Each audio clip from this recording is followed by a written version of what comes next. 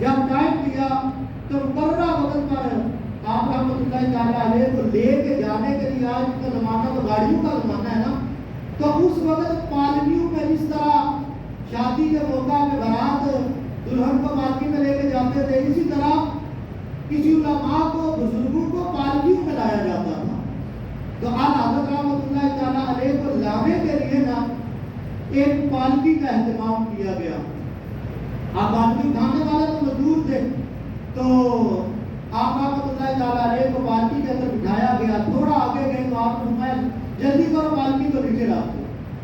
لوگوں نے پالکی کو نیچے رکھ دیا تو آپ رحمۃ اللہ تعالیٰ علیہ جلدی سے پریشانی کے عالم میں نا حضرت اپنی پالکی سے باہر نکلے۔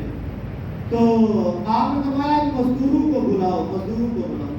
یہ جو پالکی اٹھانے والے مزدور ہوا کرتے تھے نا پہلے زمانے میں بھی، تو آپ نے فرمایا مزدوروں کو بلاؤ۔ جب مزدور آپ کے سامنے آئے نا تو آپ نے فرمایا ایمان سے وجہ بتاؤ کہ تم میں سید زیادہ ہو۔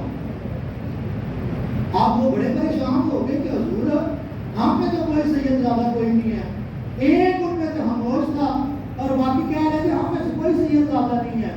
آپ نے فرمایا میرا ایمان یہ کہتا ہے کہ مجھے ایک سید زادے کی خوشبو آ رہی ہے۔ جو اللہ والے ہیں وہ سید زادوں سے کے خون سے خون رسول کی خوشبو حاصل کر لیا کرتے ہیں، ان کو خون رسول کی خوشبو آ جایا کرتی ہے۔ آپ نے فرمایا مجھے خون رسول کی خوشبو آ رہی ہے، ایمان سے بتاؤ تم میں سید زیادہ کون؟ سارے کہنے لگے حضور کوئی سید زیادہ نہیں ہے۔ وہ دین کو اس طرح کہہ رہے تھے، ان میں سے ایک خاموش کھڑا تھا۔ آپ نے فرمایا میرا ایمان کہتا ہے تم ہی سید زیادہ۔ وہ آگے بڑھا اور کہنے لگا حضور واقعی آپ نے جو خوشبو سے پہچانا ہے بالکل صحیح پہچانا ہے، میں ایک سید زیادہ ہوں، لیکن غریب ہوں۔ غربت کا یہ حال ہے کہ کھانے کے لیے کچھ نہیں ہے۔ تو میں نے سوچا کہ آج غریبوں کے ساتھ مزدوروں کے ساتھ جا کر مزدوری کر لیتا ہوں تاکہ اپنے گھر والوں کا پیٹ پال سکوں، ان کے لیے کھانا لے کے جا سکوں۔ آپ رحمۃ اللہ تعالیٰ علیہ اس کے سامنے ایک وقت کا مجدد، جسے دنیا مجدد دین و ملت کے نام سے یاد کرے، 1000 کتابوں کا مصنف ہو، جس وقت جس کی ولایت کے ڈنکے ہر وقت بج رہے ہوں، ہر طرف بج رہے ہوں، ہر گلی میں اس کا تذکرہ ہو، اور آج وہ ایک سید کے قدموں میں گرا ہو۔ ذرا سوچیں اس وقت کیا تصور ہوگا۔ آپ نے اس کے قدم پکڑ لیے اور فرمایا خدا کے لیے مجھے معاف کر دو۔ اور کل قیامت کے دن اگر رسول اللہ نے پوچھ لیا کہ تم نے میرے احمد رضا میرا غلام ہو کے میرے آل کے قدموں پہ تم نے سواری کی، تو احمد رضا کل قیامت کے دن حضور کو کیا جواب دے گا؟ آپ نے فرمایا اب اس کا بدلہ یہ ہے کہ تم پالکی کے اندر بیٹھو، میں اپنے کندھوں پہ پالکی اٹھاتا۔ اب اس وقت آپ کے سینکڑوں شگرد وہاں پر موجود تھے، اور کوئی عام شگرد نہیں تھے، جن میں بڑے بڑے علماء کرام بھی موجود تھے۔ مولانا نعیم الدین مراد آبادی جنہوں نے قرآن کی تفسیر لکھی ہے، صاحب بہار شریف مولانا امجد الیاز کی رحمۃ اللہ تعالیٰ علیہ، اتنے بڑے علماء وہاں پر موجود، اور ان کے استاد اعلیٰ حضرت فاضل بریلوی رحمۃ اللہ تعالیٰ علیہ۔ ہماری موجودگی میں کوئی ہمارے استاد کو برا بھلا کہے تو ہم دوبارہ کر سکتے ہیں؟ ہمارے استاد کوئی کام کر رہے ہو تو ہمیں یہ گوارا نہیں ہوتا۔ اس وقت اعلیٰ حضرت رحمۃ اللہ تعالیٰ علیہ آگے بڑھے اور فرمایا کہ اے سید زادے تم پالکی میں بیٹھو، میں اپنے کندھوں پہ اس پالکی کو اٹھاؤں گا۔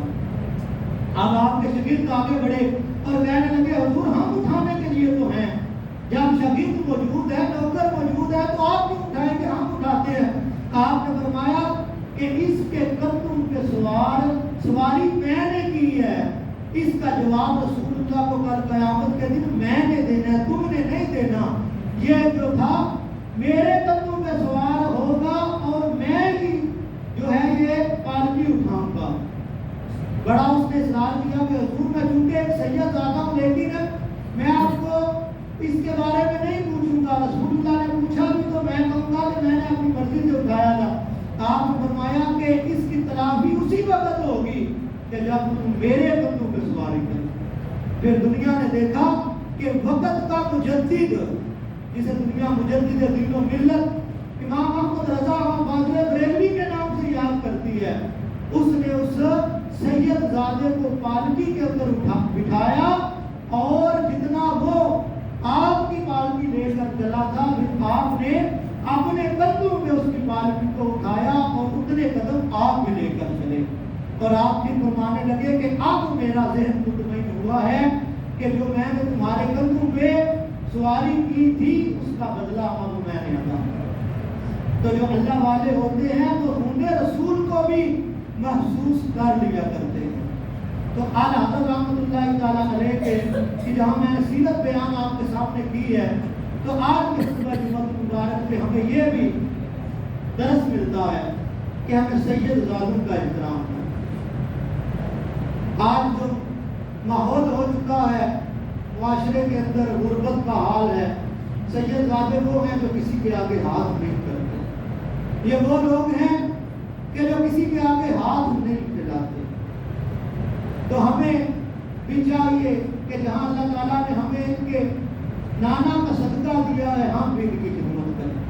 हमारे पीर मुर्शिद हज़रत अल्लामा मौलाना अबू बिलाल मोहम्मद इलियास कादरी रहमतुल्लाहि तआला अलैह ने जो हमें मदनी अमाल का एक रिसाला दिया ना, हर पीर का एक अपना अपना तरीका होता है। हमारे पीर साहब ने जो हमें मदनी अमाल दी है उसमें ये है कि रोज़ाना आपने नमाजें पढ़ी हैं नहीं पढ़ी, उसमें रोज़ाना एक फिल करना होता है रिसाला। उसमें आपने एक ये भी रखा है क्या आपने इस महीने में किसी सैयद ज़ादे की खिदमत की है कि नहीं। तो हमें इस जुमा मुबारक पे अपना एक पैगाम आपको दे रहा हूं कि जहां हम गरीबों की मदद करते हैं, मालदारों के हिस्सों में गरीबों का भी हिस्सा होता है। तो जहां हम गरीबों की मदद करते हैं इस दौर के अंदर जहां हर बंदा परेशान है, तो यकीनन ये सैयद ज़ादे जो हैं इन पे भी काफ़ी मुश्किलात का क्या काफ़ी के बारे में मालूमात हासिल होती रहती हैं। जी फलां सैयद साहब जो है वो बड़े परेशान थे, फलां सैयद साहब। तो इस जुमा मुबारक में ये नियत करेंगे इंशाअल्लाह जहाँ हम दूसरों की हिम्मत करते हैं वहाँ हम आले रसूल की भी हिम्मत करें। हम जहाँ पर आपके मोहल्ले में अगर कोई ऐसे हैं तो इस तरह का कोई रवैया इख्तियार किया जाए कि उनको गरीब ना समझा, ये हम उन पे कोई एहसान नहीं करते। अगर हम उनकी हिम्मत करते हैं सैयद ज़ादों की जो आले रसूल है, रसूलुल्लाह का खून है, हम उन पे कोई एहसान नहीं करते, उन पे एहसान करके नहीं उनको देना बल्कि उनकी खिदमत के तौर पे देना है। तो अल्लाह ताला से दुआ है कि अल्लाह ताला हमें सारी ज़िंदगी उलमा के का भी अदब करने की तौफीक अता फरमाए और इसके साथ साथ सैयद ज़ादों का एहतराम करने की भी तौफीक अता फरमाए। इन्हीं की गुलामी में मौत अता फरमाए, इन्हीं की गुलामी में कल क़यामत के दिन उठना नसीब फरमाए।